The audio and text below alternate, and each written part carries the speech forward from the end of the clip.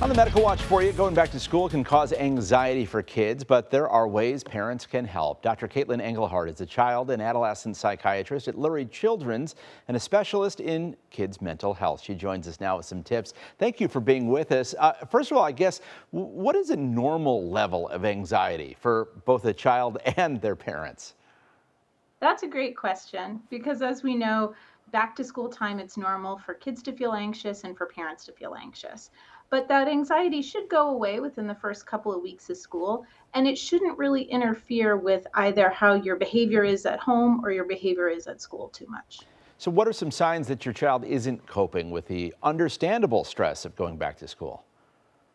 If you find that your child is having more behavior problems at home, if it's interfering with their learning, or if you notice that it's lasting for more than just a few weeks, those would all be signs that they may be struggling and need more support. And if your child refuses to go to school entirely, that's definitely a sign that they need some more support. I think we tend to think of this as impacting first-time school goers, kindergarten or so, but I would imagine any type of school transition can evoke anxiety.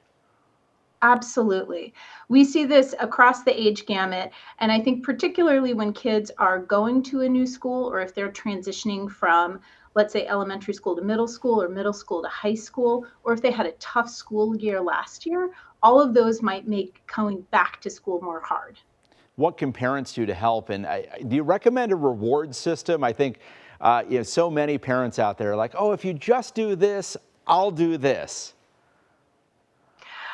I have a couple recommendations. Actually, my first recommendation, I think what's most important is to start off just by talking to your kids about their feelings and reassure them that it's normal to feel some jitters, some worries, or some stress about going back to school.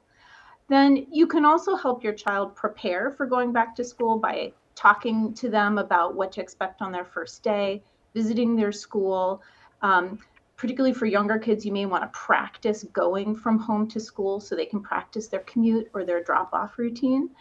But I do think that that reward system is really important. Plan something fun together as a family to celebrate getting through their first day of school or their first week of school, something that can really help them feel good about having been successful. But you don't necessarily want to say, okay, you'll get a reward every day if you just kind of successfully go to school without causing a fit or having a temper tantrum. No, they shouldn't need a reward every day for going to school. But sometimes if kids are really reluctant, thinking about what a reward might be to help them get back into the swing of things can be really helpful. But these don't have to be big, expensive rewards. They can just be doing fun things together as a family, going to the park after school for half an hour, planning some fun time together, like a movie time together as a family on the weekend. Mm-hmm.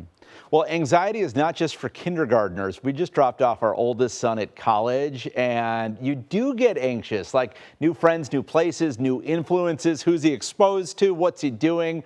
I have stopped myself from calling during the day and checking his location. You're trying to give some freedom.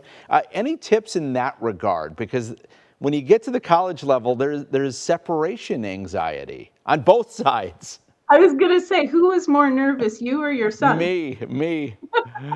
My wife and I are struggling over here. I totally think the transition to college is a big transition, and you're right. I think that's one where we as parents feel particularly anxious ourselves as our child heads out into the world.